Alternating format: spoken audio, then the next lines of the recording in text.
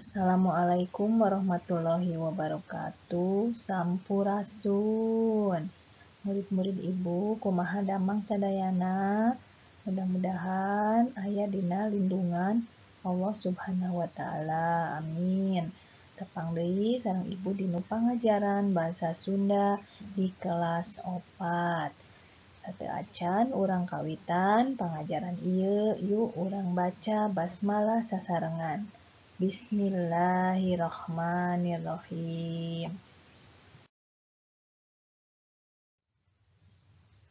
Dinten ieu urang atos nincak anu pangajaran genep dina materi kaendahan Indonesia.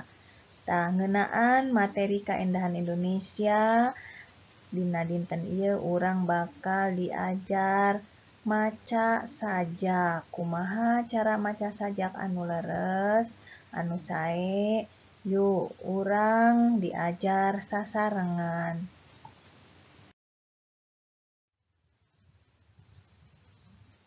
Maca sajak. Nu dimaksud ku sajak nyaeta salah sahiji wangun karya sastra. Dina maca sajak urang kedah nitenan lafal sareng lentongna.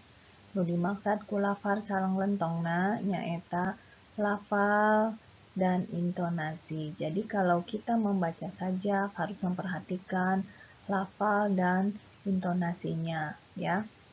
Selanjutnya kedah apal eusi sajak nahapi kasediheun atawa gumbira. Dina papeta atanapi mimik wajah kedah sesuai sareng eusi sajak. Jadi secara keseluruhan dalam membaca sajak itu harus betul lafalnya, intonasinya, isinya harus hafal tentang apa, apakah tentang isi yang menyedihkan atau gembira atau semangat. Dan dalam membacakan suatu sajak, mimik wajah kita harus sesuai dengan isi sajak tersebut.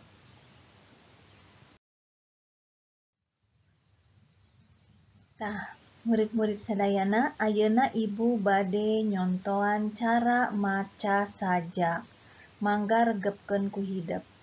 Judulna Lagu Budak Dagang tina Mangle Alit nomor 2043. Pasar ngajajar, warung ting jarentul, kaki lima paloba-loba.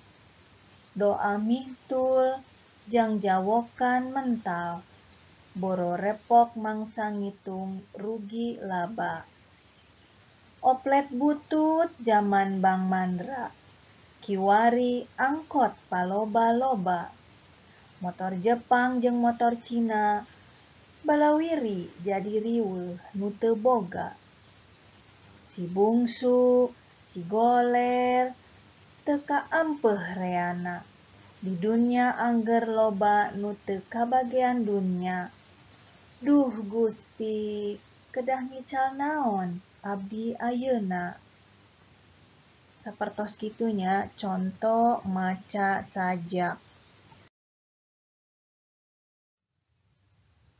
Salajengna mangga dibuka kaca 62 pancen hidep nyaeta maca sajak anu aya di kaca 62 kalayan bedas tong hilap lafal sareng lentongna kedah sae.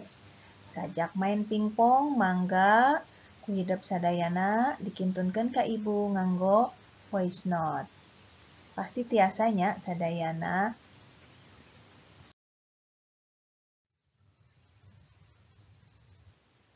Murid-murid sadayana mung sakieu wae materi urang dinten ieu ngeunaan sajak.